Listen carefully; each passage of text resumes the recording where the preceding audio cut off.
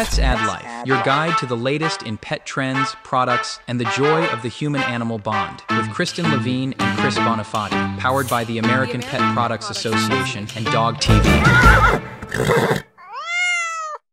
Welcome to another edition of the Pets Add Life podcast. It's October, Chris. Can you believe that? I know, it's October 1st. Spooky season is officially here. I'm taking the skeletons out of the closet. I'm putting the cobwebs back up. I'm buying candy in bulk. I'm eating apple cider donuts. It's my favorite donuts. Time of year. Yeah, me too. I've I already love been, fall.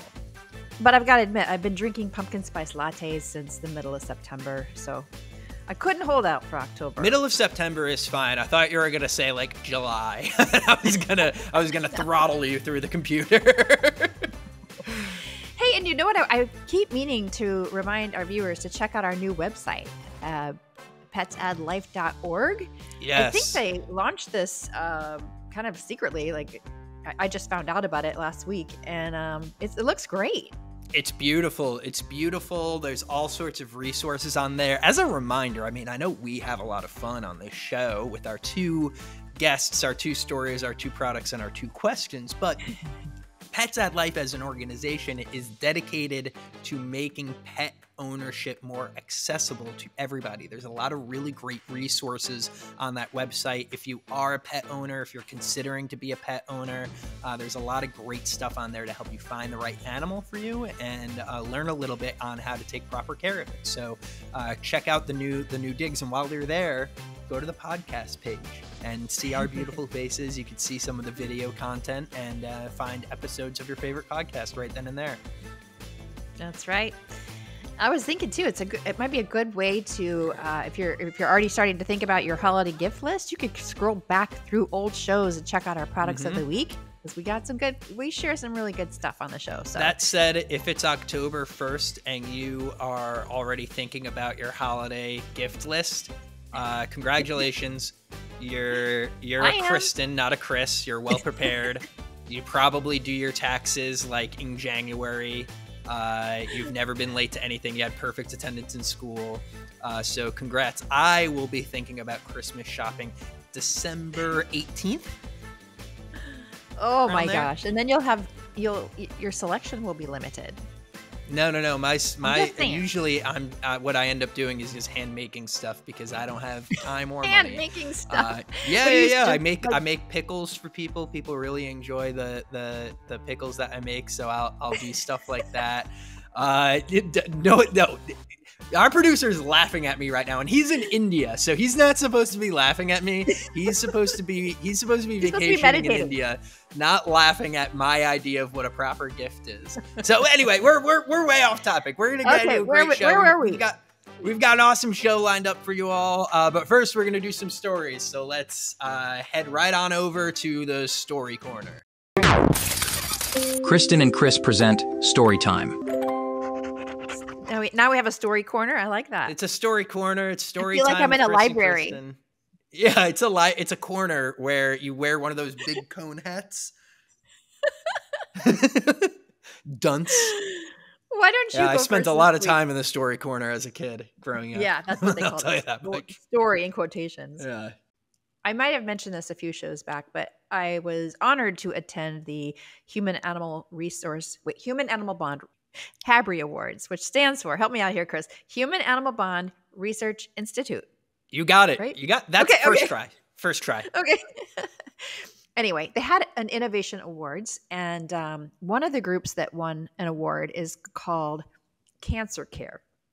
Now, this is a group that it's a nonprofit organization that helps people who are dealing with cancer treatment. But they actually have a sub-program within that group called the PAW program. So it stands for Paw Assistance and Wellness. And what they do is they help people all over the country who are struggling with a cancer diagnosis, treatment, what have you. They help them stay with their pets, to be able to keep their pets throughout their treatment. And just some of the features of the PAW program include education that's focused on, how to care for your pets throughout your cancer journey, including they've got videos, guides, fact sheets, because, when you're hyper focused on your own health, it becomes more challenging to care for others, right? So they have a whole searchable online database of low cost and free pet care services. They also offer financial assistance to some of those who may have trouble affording, their pet's basic needs when they're struggling with this diagnosis. So they won an award, and I can't think of a better recipient. They're doing some incredible work, and studies show that pets are part of our healing process. And I can't imagine going through a difficult time in any type of challenge in life without having pets in my life. So they're helping us keep our pets with us if we're dealing with a cancer diagnosis. So kudos to the PAW program at Cancer Care. Yeah, that's great stuff. I can't imagine having to deal with that kind of diagnosis and being separated from my pet. So that's really great stuff. By the way, you can donate to them. I'm sorry. Oh, no, go ahead. Most important. If you want to learn more information or to donate, just go to cancercare.org and you can find the PAW program pretty easily on the homepage. Great. Well, I'm right, going to Chris, keep this energy going. Uplift us with a happy story now. No, I'm going to keep it going. We want to talk about bad stuff. I'm going to talk about what happens when you die. And what happens when you die is everybody wants some of your stuff. And it's true. And more and more people are putting their pets in their wills. And I want to talk about a bit. There's this Wall Street Journal article about putting pets in your will is no longer just for eccentric billionaires. And I want to talk about the story that sort of framed this because I just found it so fascinating. And then I want to talk about what you guys should be doing at home. So there's this billionaire here. And unfortunately, Wall Street Journal, this was not behind a paywall when I first clicked on it, but now it is. So I'm not going to be able to get into the details, but there's a billionaire named Lana Helmsley who set aside $12 million for her Maltese. So that's in the will. Now, remember, you could put anything in a legal document. That doesn't mean it's going to uphold in court. So her heirs took this whole thing to court and fought the dog's $12 million. And eventually it was like knocked down because $12 million to a dog. What's a dog going to do with $12 million? Okay. Dogs don't understand money. I do understand being like, I want this dog to be taken care of. So here's some money set. I just muted myself because I'm getting so into this. This is why I sit on my hands really fired when I do this show. Yeah, I'm fired up over talking about death and wills. But anyway, they you want to leave some. This person wanted to leave some money aside, knowing that wherever the dog goes, whoever is taking care of them is going to have access to funds to make sure they get all the stuff, luxurious stuff that they're used to. Now, this ended up getting knocked down to about $2 million at the end of the day, with the other 10 being dispersed among the heirs. But there's some important lessons to be learned here on what you as an average person can be doing right now to protect your pet from an uncertain future. Stuff that does uphold in court really well is saying who you want to take care of the pet. Pets legally count as personal property. Therefore, if it's not stated specifically in the will, it will go to whoever inherits the estate. So if there's somebody in mind that you want taking care of your pet and you have a will, or if you haven't had a will, go do it. It's fun. It's a fun time. You get to talk about, like, it's like, wow, look at all this stuff we have. Who's going to get it? Who do we like? Who do we actually like and want to have our stuff? It's kind of goofy. Take it lighthearted, but everybody should really be thinking about that kind of stuff, especially if you have a pet. Because you can state who you want to take care of it. And that will be legally binding. They will be allowed to take the animal without any fuss and fuss. So if you've got a fun uncle or prefer one sibling over when maybe one sibling has a big backyard and you want to make sure the dog goes there, that's something that you could go do right now and take care of. So a little bit of learning from that article. But I'm not even going to post this in the show notes because Wall Street Journal put up a paywall behind it, so I'm a little salty about it. But look up that story on Lana Helmsley, because that got passed around quite a bit because people couldn't believe I remember that 12 million. Yeah, 12 million. I bet Leona is rolling over in her grave though, finding out that her heirs got 10 of the 12 million or billion. I'm just going to say that that's how you get haunted. That's how you get haunted. That's a good point. That's a good point. I don't believe in ghosts, but ghosts believe in me, and that's how you get haunted. So how do you avoid your wishes being squashed by the legal system? Like if I were Leona, I would have left maybe $1 million to the dog for the best care possible, and then the other 11 million to a nonprofit pet organization. Yeah, the issue was that she literally named the dog as the recipient. And again, that's not... Don't be a Leona. Yeah, they can't, like a dog, as much as we think that they're people, they're not. They don't count as people in the law. They're not capable of advocating for themselves. They don't have the right to an attorney. They don't have the right to remain silent. So, what I would do is, if you want to leave money for an animal, leave it to a specific person as a trust, with the contingency that this trust fund is to be used for the care of this animal. I'm not a lawyer, so don't ask me. No, I'm not a vet. I'm not a lawyer. I have a story that's right on point with this. I have a friend who was the designated caretaker for her friend's pets in her will, in her estate plan.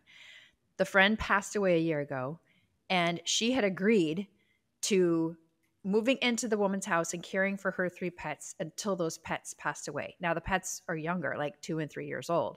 So my friend, literally, upon the death of her friend, had to sell her condo, move into her friend's home with her 2 dogs, and is now living. I mean, it's funny because we all asked her, we're like, why did you agree to doing that? And she said, well, I didn't think she was going to die. But yeah, and again, I'm not making light of death here, but it's really important that you have these conversations with the friends or family members that you want to, leave your pet to for the best care, and make sure everybody knows what they're getting into. Because that sounds like the great start to like a Blake Lively movie. Right? Like she's going to be like a single woman living in this condo, and her friend is going to pass. She's going to move into this house with all these animals. There's going to be some goofy character who lives next door. They're going to fall in love. Maybe they'll start a zoo. I don't know. Let's just write that down in the list of ideas. That'll make me really rich. Ron is texting us from India telling us to move on. He's actually texting Bollywood right now because we're going to get this one made. Hollywood won't have it, but Bollywood's going to gobble this one up. We can move on. We're moving on. Beyond the Leash, exploring the untold stories of pet passion and professionalism. All right, joining us now is Alexis Devine, the creative mind and loving guardian behind the internet sensation Bunny. The Bunny, by the way, is the talking sheepadoodle. Now, together, they've captivated millions with their unique journey into interspecies communication, where Bunny uses a set of over 100 buttons to express her thoughts and emotions. Now, Alexis is a passionate advocate for human-animal connections and has not only trained Bunny to communicate, but has also embarked on a journey of self-discovery and healing through this profound bond.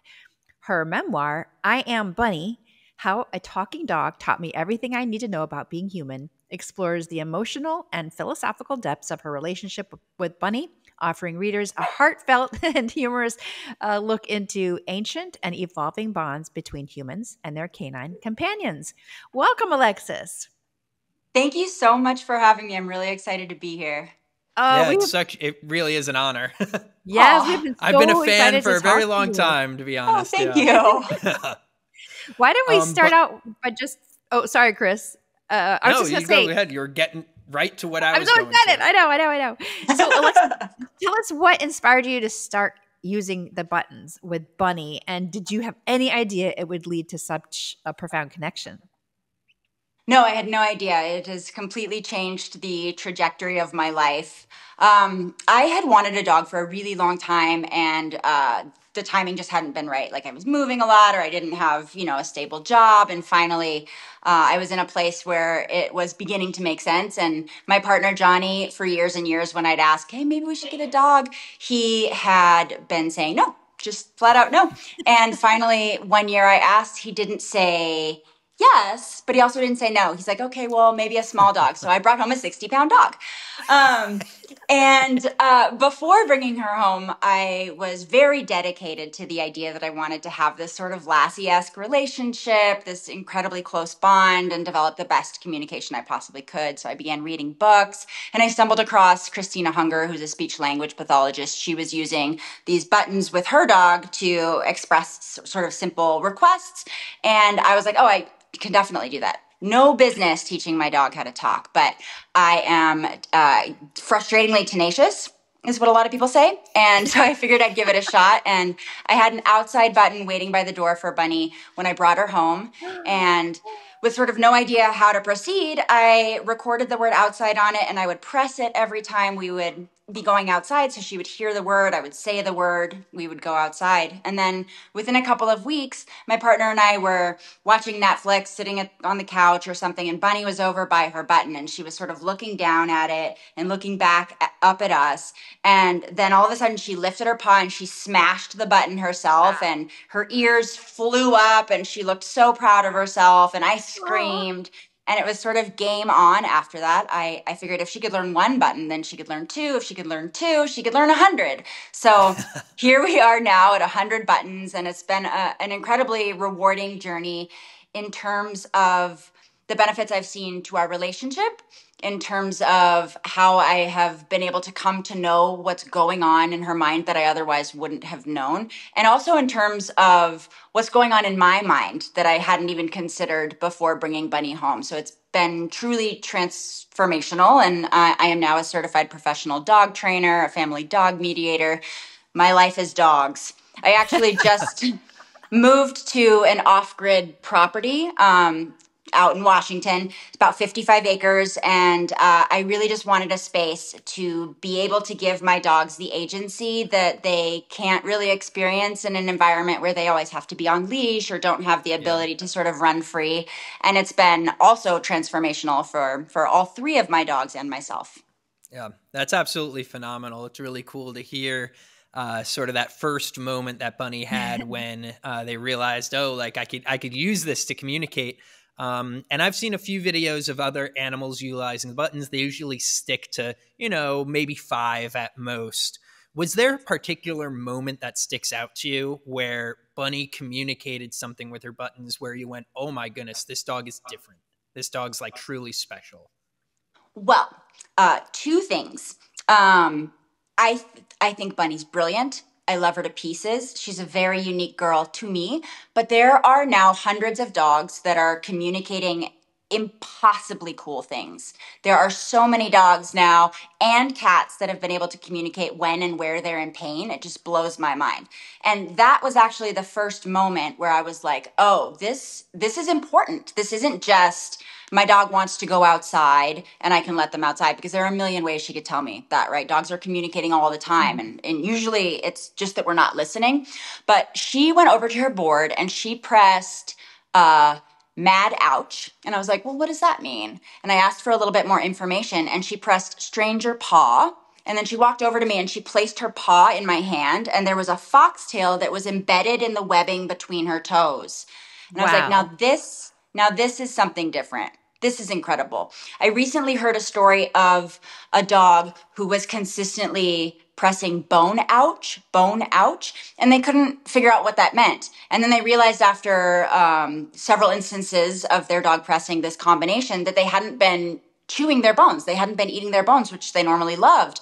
So they took the dog to the vet, and it turns out it had bone cancer in its jaw, and they caught it before it was an emergency, which is rare. So this dog was able to communicate about a pain it had that was, something that needed immediate attending to, and then was able to recover from that. And those sorts of moments are the moments that truly blow my mind. We can already tell when our dogs want to play with us, when they want to treat, when they want to go outside. These things are things that are very easy for our dogs to communicate. But there are these other concepts that learners all over the world are communicating now that are just completely transforming the relationships that these guardians are able to have with their companion animals. That's just mind blowing. I was just thinking about how, how your relationship is different with Bunny, and all the people that are using the buttons to communicate with their dogs. How would you articulate the difference in your relationship with your dog to someone who's not using this system? What are we missing out on if by not implementing this type of communication? Yeah, well, I mean, obviously, I think there's a lot of information you can get with words that would be harder to get without them, such as when and where our learners are in pain. But I also think that one of the benefits of buttons is that it immediately sort of creates a necessity for us to be active listeners, right? Because if we're going to add words to the board that are salient to our learners, we have to be very carefully observing what they're looking at, what they're smelling, what they're interested in, what they react to, when their arousal goes up and goes down. So I don't think you can create a board of meaningful words for another being unless you are really taking the time to get to know them. For example, if someone were creating a button board for me and they put the word moist on it, I would never use that button. So you really have to be intentional and make sure that these words are salient to your learners. Not all learners are going to love water or bath or hose. Not all of them are going to love, well, I was going to say pizza, but that's weird. All dogs love pizza, right? And all humans who doesn't love pizza? Right. But I think you understand what I mean. So it creates this really deep back and forth, because by necessity, in order for you to be adding words that they're going to be using, you have to be really listening and really observing and getting to know them. Yeah. That's great. Alexis, you have a book coming out, or is it out already? It's out. All right, it's out now. I Am Bunny, How a Talking Dog Taught Me Everything I Need to Know About Being Human. I love that title. And without giving too much away, you got to leave something to the imagination. Can you just give us maybe your top line lesson that Bunny taught you through this process, and how they helped you along with your personal growth? Yeah, I would say agency, empathy, advocacy. Agency, there are mountains of research in humans that agency increases distress tolerance. And agency is something that, unfortunately, it can be challenging to allow our dogs to have, right? They are captive animals. The first thing we do when we go outside is put them on a leash and a long line or, collar. And exploring the power that agency had to increase Bunny's distress tolerance, to allow her to observe her triggers, to decide when to move forward, when to move back, to take some of the control out of my hands and really let her manufacture her day, was so, so powerful. And I realized that so much of the trauma that I'd experienced in my past was due to a lack of control, a lack of feeling like I had the power to control my own outcomes. So that allowed me to really reflect on some of my past and revisit things through a new lens. And that was incredibly powerful to me personally. Empathy, observing our dog's behavior through a more empathic lens allows us to not pass those sort of value judgments on behavior. My dog is barking and looks like a crazy maniac when she sees this other dog. She's not being a bad dog. She's not aggressive. She's afraid. She doesn't know how to handle the situation. Viewing that interaction with an empathic lens, I was able to say, okay, maybe you want to get a little bit more space, or maybe I won't take you to the dog park anymore, which is something I did at first because I didn't know better. That's not the right place for her. It's not all dogs love going to that environment. Some dogs, like some people, are a bit more introverted. So trying to really understand what was going on beneath the behaviors helped me help her, and it helped me help myself. And advocacy, really knowing how to advocate for Bunny in situations. She's very cute. People really want to touch her. I think it's a very common instinct when people see a cute dog to be like, oh my God. But, that is not necessarily how a dog wants to be approached. It's certainly not how Bunny wants to be approached. It's certainly not how I would want to be approached. So learning how to advocate for her in terms of being like, oh, she doesn't want to be touched, or, oh, she's not friendly, or whatever it is I say in that context, and making sure that she doesn't have to feel like she's going to be put in those situations. And that in turn, of course, helped me to advocate for myself. So it's been a really robust circle. Every time I learn something profound about Bunny, I'm also learning it about myself. That's amazing. And this sounds like a must read for any dog parent or anyone who's thinking about getting a dog. Alexis, tell us, what kind of advice would you give to a pet owner who's considering trying the communication buttons with their pets? Yeah, so we actually have just been busy developing a very simple protocol that gets most learners pressing a button within a week or two. We recommend starting with 2 to 3 buttons, and we recommend concepts that are highly motivating to your learner. I started with an outside button. I don't necessarily recommend that anymore unless you've got a dog that's potty training, because it can be really hard to model that button enough times in the day to build that connection. But if you start with a food-related button like snack or kibble or scritches or a play-related button, those are things that are really easy to model multiple times in a day right at the board. You can just grab a handful of kibble, press the kibble button, toss a piece of kibble, press the kibble. Right. So it builds those connections a lot more quickly, and then it's really easy to expand. The toughest hurdle is helping your learners understand that they can use these buttons to control their outcomes, right? As soon as they've got that, they're like, ooh, I can make the monkey do things. Let's do this some more, you know? So, yeah, we've got tons of free information about that in the community too. There are lots of troubleshooting tips. We've got a whole academy that teaches courses as well, and there are tons of free resources if people want to learn more. That's fantastic. Where can they find amazing. where can we find these resources? Community.fluent.pet. Okay. Yeah, and you'll find all the courses there. You'll find all the forums there. And I have the first 3 out of 4 videos of this little protocol that we've developed pinned to my Instagram page. I can only pin 3. That's why there's only 3 out of the 4. But if you scroll down, you can find the 4th. Uh-huh. But those will be available on YouTube and within the community forum within a couple of days as well. Great. I'm afraid to know what my cat Tiger might say about me. I think I'm good. I think I'm okay. Well, she's 21. I don't think she's going to be picking up any tricks in this chapter of her life. But you never know. She already does communicate, because she will stand at certain places in the home, and she's deaf, so she doesn't know like where we are. And she'll stand in a certain place in the home and just meow as loud as she can. And that's how we know what she wants. So maybe if she didn't already have a system set up, but I'd afraid she'd just be like, monkey dance. And I mean, I personally would love to see that. So if you have the bandwidth, please give her a monkey and a dance button. Yeah, as a gift for coming on the show. Yes, I can provide that for you. Thank you.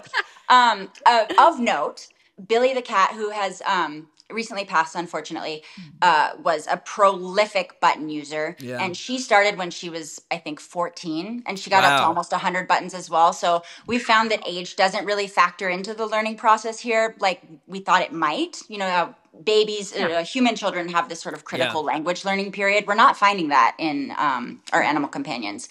Also, we have Morgan, who hosts our boot camp. So anyone who purchases gets automatically a free button boot camp that they get to attend. And then they have 3 months of live mentorship as well to aid in getting them started. And she has had multiple blind and deaf cat learners who have been successful button users.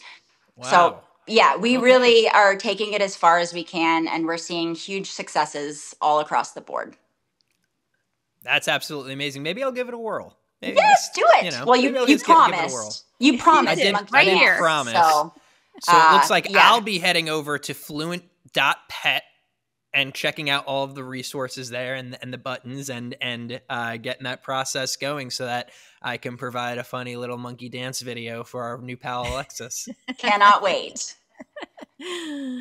Alexis, thank you so much for joining us today, and give our love to Bunny, and we can't wait to see what you all do next. Absolutely. Thanks so much for having me. This has been a total blast. I feel blessed. I feel seen by celebrity. I feel I truly feel accomplished in this moment. Alexis is amazing. Yeah, I mean, it's so cool. And what a talented dog trainer, somebody who really understands that mutual bond between herself and her dog. I'll be picking up a copy of that book, that's for sure. Absolutely. And we have another brilliant dog trainer coming up next. All right, joining us now is Annika McDade, the founder of Canine Connection Training, bringing over 15 years of experience in the field of dog training and behavior consultation. She is a triple certified professional behavior consultant and coach with a unique blend of science-based knowledge and spiritual curiosity. Annika's expertise lies in interpreting a dog's needs and behaviors, enabling owners to strengthen their bond and achieve training and relationship goals. Her diverse background includes training wolves in Inner Mongolia, holy crap, working with Great Pyrenees and dogs in France, and collaborating with rescues, sled dogs, and family pets in Canada. Annika's compelling journey as a radio personality, world traveler, energy worker, and adventure seeker enriches her approach to training, making her a natural at connecting with both dogs and their people. And if you don't think that's enough, Annika's going to have a new show, The Holistic Way, debuting on Dog TV. So we're going to go ahead and take a sneak peek of that right now. Hello, my name is Annika, and today we're going to be discussing with you 3 myths that I am very passionate about busting because they can be damaging for your relationship with your dog. Times are changing, folks. What we once thought was true has been debunked. Let's dig in. This usually gets a little juicy. Letting your dog on the furniture is bad. Myth. Who doesn't love a good old couch cuddle? Let's get one thing very, very straight. A great way to bond with your dog is to allow them to be at your level. If you don't mind and your dog is into it, let that furry friend onto the couch and enjoy every last moment of cozy connection. Some breeds are untrainable. Myth. Every dog with a functioning brain, regardless of their breed or their age, can be trained. While different breeds may have unique traits or more ingrained patterns of behavior, positive reinforcement training methods work with all breeds of dogs, even huskies. A tired dog is always a happy dog. Myth. Physical exercise is crucial, but mental stimulation is equally, if not more important. If you overly focus on physically tiring them out, they might become overtired, and that's where a lot of not so fun behaviors develop. That show looks awesome. I'm already sold. Does. And now we could formally welcome Annika to the PAL Podcast. Welcome, Annika. Hello. Thank you so much for having me. I'm super happy to be here today. And I'm excited, and I have to start right away because I guess cold read your introduction and wolves in Inner Mongolia. Can we start there? Can we start with the wolves in Inner Mongolia and just talk about how you found yourself there and maybe what you learned from them? Yeah, for sure. I mean, that was a 2-year period over the course of my 15-year career working with animals so far. And it was sort of at the beginning of my journey. I met a very wonderful human that was extremely talented and works with animals for film. And I sent him an email saying I would be really happy to clean up wolf poop if it meant hanging out with wolves. And pestered a few times and ended up having an incredible, humbling opportunity to go live overseas for 2 years on and off, working with him and learning from his team. And mainly I was a care provider for the wolves with the opportunity to train here or there. And man, they're pretty intense animals to be around. They will, a bit like horses, the energy that they hold is very commanding.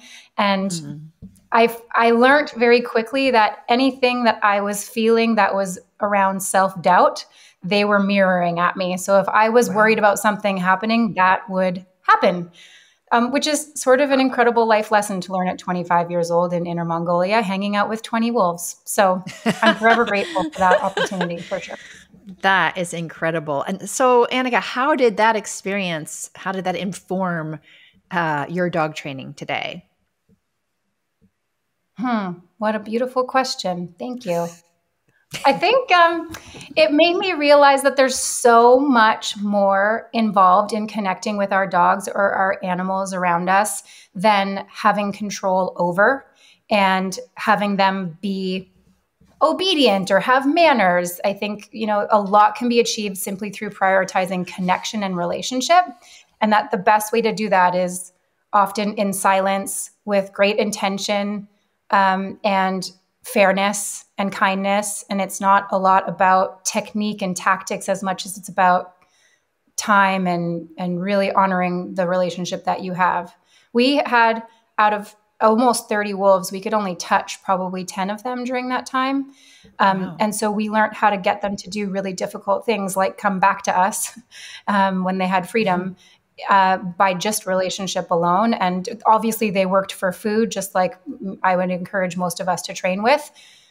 So there was a food element, but yeah, I just learned the power of relationship overall was something that's available to us with dogs, cats, horses, and wolves.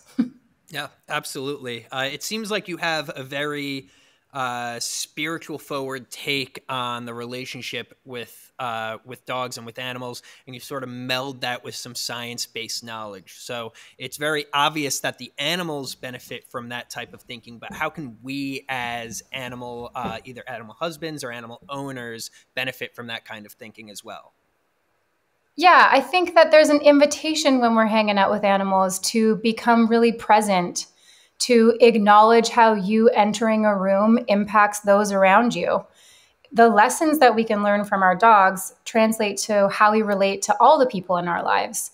And so I look at our dogs as like these little beings that are on a soul contract with us. And what am I here to learn from you? And what am I here to teach you? And how can we find harmony in this crazy thing that we call life together? And it can be really hard when you have a dog that's got behavioral challenges or is evoking a lot of emotion in you and what feels like wreaking havoc in your life. Making peace with your pet and really finding some groundedness in the journey, especially when it gets hard, can really shape your life individually and your life with your pet. You know what I love about your approach, Annika, is I think as dog parents, we often get really stressed out about, the training, the techniques, and are we going to screw it up for our dogs? But hearing you talk about the spirituality and the bonding and the relationship you build with your dog, that's something that feels easy and I'm excited to do with my dog. So it also sounds like you're prioritizing that over the techniques and the training, right? That comes first, does it? Yeah, thank you for clarifying, Kristen. I think a lot of people, when they don't feel like their dog is behaving in a way that they love, or they're struggling to connect with their dog, we hunker down on control and traditional training. But sometimes that can take us further from the connection that is required of us to kind of source that peace and connection, if that makes sense. So, yeah, I think you nailed it on the head. There's another way of achieving the goals and having the relationship and the behavior that you're after with your pet that doesn't involve technique and training or even doubling down on, especially using more aversive methods. Like there's actually a totally different way of doing it. So, Annika, you've gone from wolves and now help rescue dogs largely, rehabilitate them and get them more training oriented. I imagine that it's two completely different things, wolves and rescue dogs. So what are some of the unique challenges that exist with these rescue dogs and some of the challenges you have to overcome to get them home ready and comfortable? I just want to clarify, I'm mainly coaching the people how to connect with and train the dogs. So I don't train people's dogs at all. I'm more of a human coach than anything else. And to answer your question really directly, the hardest part about getting any dog, whether a rescue or a purebred, is that our expectations of them in 2024 is a growing expectation list with so many boxes that they have to fit into, that the pressure on these animals, whether they have known trauma or not, it's unrealistic and really hard for them. So the hardest part is helping people understand where their dog is coming from and creating space and acceptance with where they're at and navigating what happens if it ends up looking a little different than we thought it would. So it's more about consoling the people on, I know you wanted to go down the left path, but the dog you got might be taking you down the right path, and the right path is just as beautiful. It just looks a little different. Helping them understand that we want their dog to be comfortable versus fit perfectly into the life that they imagine them fitting into. Wow, that's really interesting. My dog definitely wants to hire you to train me. Tulip's working up the contract right now. Right, she is. So you help train people in a lot of different ways, online, in person. What are some of the ways that people can work with you to become better caretakers of their dog and better partners with their dog? Great question too. I do a lot of online coaching, and most of what I do is emotional coaching for people that are feeling overwhelmed and anxious and might not have a community of friends and family that understand that a dog could make you feel so many things that are difficult to navigate. So really working on the human end of the leash before we look at the dog's behavior, because so much of a dog's behavior is a reflection of their human. And we don't want to punish a person for that, but we might be able to actually change behavior or achieve a lot of training goals if we first address, like, how are you feeling? And are you actually okay? And it's okay if you're not okay. Let's move you through some of those big emotions. So I do online coaching for people with big feelings, with dogs that have big feelings. And we also have a group community call once a month where people can join at a lower cost so that they can participate and feel supported and truly just know that they're not alone, because navigating a dog with behavioral challenges can be very isolating for people. That's true. I love that. I love people with big feelings and dogs with big feelings. I think you just applied words to so many situations that I've seen in my day, and it's like light bulbs are turning on up here. But we previewed it at the beginning of the interview. You've got a wonderful show coming up called The Holistic Way that's going to be airing on Dog TV. We heard you bust 3 common myths about our dogs. So what else can we expect from your new show? Yeah, this season is very much about little integrative training games or thoughtful things that we can do to allow our dogs more comfort, to allow our dogs more joy, to allow us to connect and be calm together versus rushing around and maybe not feeling super connected. Some solutions for distracted dogs and interactive games you can play that are super simple on walks to allow your dog to just kind of think that you're a bit more fun than you are boring. And yeah, I think my mission and my goal is to help people feel understood and to help dogs feel heard, and that it doesn't have to be serious and hard, and it can be playful and fun and actually quite enjoyable to integrate our well-being with their well-being. Wow. That's awesome. I can't wait to watch. I'll definitely be tuning in. Yeah, and I love your philosophy, Annika. It's comforting. It's comforting as a dog owner who's had dogs that have had behavior problems to kind of look at it in a different light. So thank you for that. And I'm sure a lot of our listeners are going to want to learn more from you, watch The Holistic Way, check you out online, and just thank you so much for joining us today. And best of luck with whatever you're going to do next that's going to benefit people and their dogs. Next time she comes on the show, she's going to be like, yeah, so I was training dragons in inner China. You never know. You never know. You really don't. Let me tell you, my life is full of surprises, and I wouldn't be surprised. Absolutely. That's season 2. Thank you so much for hopping on the podcast today. Thank you guys for having me. Thanks so much. All right. Take care. Pets add life. Kristen, have we ever had a cooler person on this show? I do not think so. She was awesome. Yeah, I mean, absolutely. Wolves in Mongolia. Next thing you know, it's gonna be like Komodo dragons in Indonesia. She's gonna do the penguins on the Galapagos Island, and then she's gonna come back and do another show on Dog TV. How wonderful is that? I know. Well, it's cool how we talked to a lot of dog trainers on this show, and they all have different personalities and energy and approaches. And I think that's really great, because when you are looking for a dog trainer, you have to find somebody that you can relate to or that you feel good working with. And, there's somebody for everybody, and she's for me. Yeah. Annika's a people trainer. She said it herself. She corrected me. I don't train dogs. I train people. And I think that's awesome because, the onus of becoming a good dog owner is on us, because the dogs really don't know better. So 100%. that was super cool. Be sure to check out that show, The Holistic Way, airing on Dog TV. So go ahead and check that out. And until then, I can't wait to see what Annika does next. The product of the week. All right, folks, you heard the new jingle. It's time for the product of the week. Oh man, so cool. I love having a catchphrase. It really makes me feel solidified. And I'll go first, Kristen. How about that?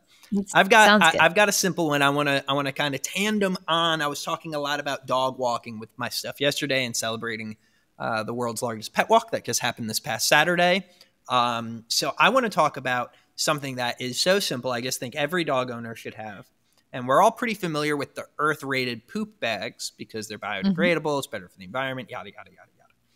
Their new dispenser is, I think it retails at $6. It is a marvel of minimalistic engineering. I mean, it's so easy to load up. It basically like screws out. You load, the bags come with a little cardboard slit so that you can easily get the bag through the slit, peel off the cardboard. It's got a rubber silicone hook to latch onto any belt or any leash. You just loop it through and latch it on. And then it has another hook that has like this little button on it for you to tie off your used poop bags. So you don't have to be carrying around bags of poop like some type of evil Santa Claus. Like it is, I mean, for $6, and I know a lot of times we do product of the week and we're talking about things that are high quality and a little more price forward. This is a very simple product. It's got elegant engineering. It's from a great company. You're probably already buying their bags all the time. Highly recommend it, especially if you're using that belt type leash that I was talking about last year. You could strap this right on, keep all of your hands free for all the other wonderful activities you're going to be doing on that walk. So check it out. Earthrated.com. Again, retails for $6. I'm going to throw the link in the show notes as Kristen talks about her product. Yes. That's a good one, Chris. Earthrated is a really great, innovative brand. They've also got some cool toys, too. So when you go check out the poop bags, check out their toys, too. Okay, so my product of the week is called the Snuggle Puppy. And the reason I was looking at this product is because my husband and I are actually considering adopting a dog. And if we do adopt, it will be probably a puppy. So I started to think about all the things I would need to purchase to be ready for a puppy, because you never know when you're going to find the puppy, so you kind of want to be prepared. So what the Snuggle Puppy is it's this little stuffed dog that you can insert this little device that mimics the heartbeat of the mother dog, and you just kind of stuff it inside the Snuggle Puppy, and it's intended to kind of help the puppy transition from leaving their mom to going to their new home. So theoretically, you put this in the bed with them or in their crate, and it's got just a soft little pulsing heartbeat that would be somewhat similar in cadence to the mother dog. And they also even have these little heat packs that you can stuff into the stuffed dog to make it warm. So it's more like a real dog. And let's see, it also helps dogs with anxiety too. So it's not just for puppies, but if you have a dog who's stressed or has anxiety, this has been shown to calm them as well. And I know Dog TV did a big promotion with them at some point, but they're pretty popular. And in case you've never heard of it, I wanted to make sure you know about it, because again, if you are planning on adopting a puppy, or somebody has a puppy, you're looking for a perfect puppy gift, or you have a dog that's anxious, this just might be the thing to calm them down. And you can find them at snugglepuppy.com. I'd never heard of it. Sounds wonderful. Maybe I just need one for me. I think you need one. Yeah, just for me. When you do get anxious from time to time, so. Yeah, and a Snuggle Puppy, I mean, count me in. The name's perfect. It is. Q&As. All right, everyone, it's time for our favorite segment of the show. That's right. We're going to answer 2 questions that you folks sent in from home. And if you want your question answered on the show, you could head on over to that brand spanking new website, petsaddlife.org/podcast. Scroll on down to the bottom of the page. You could submit your question right there. Or if you're feeling as brave as a snuggle puppy, you can record a voice memo and you will hear your question played live on this show. With that squared away, all of our housekeeping in order, let's see. Do you want to go first? Do you want me to ask you a question first? You know, I feel like I always go first. I'm going to let you go first. Okay. All right. All right. So this question is from James in Austin, Texas. He says, "Oh wait, no, that's it. That's not it. Never mind." Sorry, James. Sorry. We'll be back to you in a minute, James. We'll go back to Samantha. James. Yeah. It's from Samantha in Chicago. She's wondering, how often should I give my dog a bath? I want to make sure I'm keeping him clean without drying out his skin. That's a really good question. Yeah, it's a great question. I think a lot of people have a similar question. And what I will say is, first off, how bad does that dog stink? Right? Like that's number one, because when you think about it, dogs don't regularly bathe if they were left to their own devices. So obviously, like if you take them out in the rain and they get all muddy, you're going to want to give them a bath. If they smell bad, you're going to want to give them a bath. But if you feel like the dog just in general, maybe they like it, I don't know. I'd say like once a month is a good rule of thumb. Now there's a lot of caveats with that. If the dog smells bad, just give them a bath. If the dog has like a more oily coat, they might need to be bathed more often. If they're more active, they need to be bathed more often. And then on the skin side, because you mentioned that, if they have skin sensitivity, they need to be bathed less often. And there's a lot of great products out there that are keen of mind, aware of sensitive skin in dogs. So if you start off with a shampoo and the dog kind of gets irritated, is itching a lot afterwards, keep shopping around, try and find one that's good for a dog with sensitive skin, especially if you have a short-haired dog and that shampoo is really going to be hitting, I don't think you call it a scalp. Is a dog all scalp? I guess, technically. Yeah. Is somebody, you know what? I'm asking you all a question I don't think this time. Is a dog all scalp? No, because that would be like saying our whole head is scalp under our hair. And wait, but that is true. But that is true. No, I think that's on your head only, right? Is scalp? Under my mustache scalp? These are the important philosophical questions. Do you bathe your mustache? I mean, every single time I shampoo my hair, I shampoo that mustache. Right. I mean, I'm not a filthy boy. Anyway, let's get back to this dog. Okay. Let's get back to this dog. Back to the dog. A short-haired dog, where you're going to be, that shampoo is definitely going to be hitting their skin. Let's just say skin. They might have more of a sensitivity than a long-haired breed where it may be difficult to penetrate the over and undercoat and actually get to their skin. So all of this is to say there are a lot of different variables, but there's no reason that experimentation cannot be enforced here. You just give it a whirl, see what works, see what gives you a good mix of the dog being happy, this dog smelling nice, and the dog's skin being healthy. And whatever you arrive at, that's how often you have to bathe your dog. Great question. Thank you, Samantha. I've got one for you, Kristen. Let's move on. Let's move on from that question into one that I'm sure is going to spark even more sophisticated conversation. Oh, boy. From James here in Austin, Texas. Thank you for your question, James. I'm going to just read it as is, and we're going to take it from there. Why does my dog sometimes eat his own feces? It's really gross and concerning.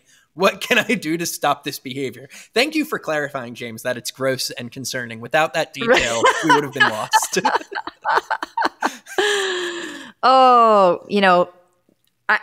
I wanted to take this question because I've been asked about it a lot. And when I worked at the animal shelter, I would come across dogs that did this. And I was very curious as to why they would do this gross behavior. And it's actually, there's actually a scientific term for it. It's called coprophagia. And it's obviously it's a distressing behavior for pet owners. And there are several reasons why your dog may be eating his own poop or other dogs' poop, which might even be grosser. I don't know. So it's either a nutritional deficiency If your dog is lacking certain nutrients, they might be eating it to compensate. It could be for a behavioral reason. They could be doing it out of boredom, anxiety, or as a way to get attention.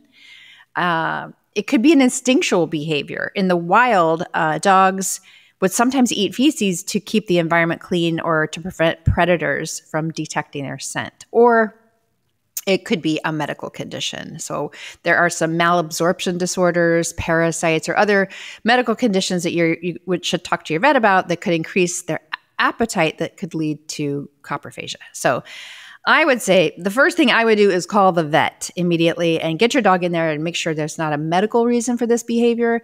If it is, then there's probably something that can be done about it, medication or some type of behavior modification training.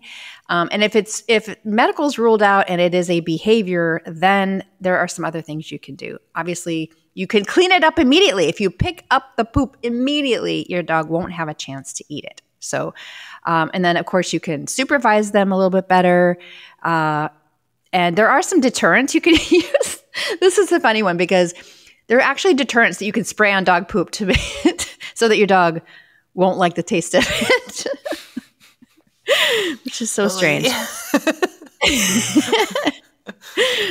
But yeah, that's a tough one. And it's like I said, if it is a medical reason or a nutritional reason and you can rectify the situation, that's hopefully that's the situation because that's probably the easiest way to solve the problem. Otherwise, it's a behavior issue. You're going to have to keep a closer eye, pick up that poop, and do your best to manage the problem best you can. What Kristen's trying to say, James, is maybe your dog's just a freak.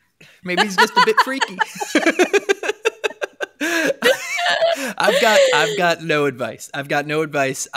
This horrifies me. It is disgusting, and I can't believe that there's somebody out there who is like sitting there in a lab coat in an engineering room, going, "I know how we fix this. We make the poop taste worse." And they developed these products to make the poop taste worse. Right. And this guy's probably rolling in cash too, because there's a lot of dogs with these issues. That's a yucky note to end on. But hey, props to James for stepping up and asking the question. I know that it's an embarrassing thing for you to be dealing with. It could be embarrassing to ask. So I'm sorry I'm giggling a little bit, but it's nasty, man. It's nasty. Oh, man. All right. Well, listen, on that wonderful note, we are ending on a high note. This has been truly a posh, poised, and professional episode.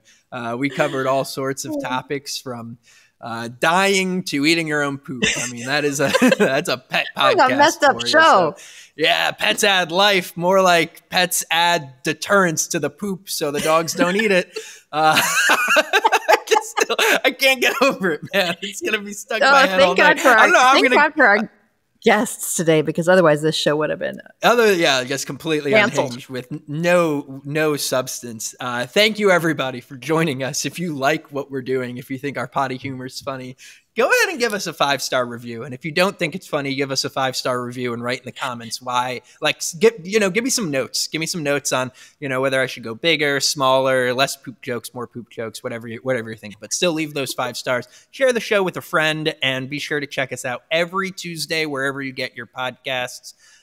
Kristen, anything else to add before we send them on their way? Nope. Just watch where you step. Just watch where you step. You never know when you'll step in a fresh episode of the Pal Podcast. We'll see you all next Tuesday. Until then, be kind to yourself, be kind to your pets, and we'll see you then. Bye-bye.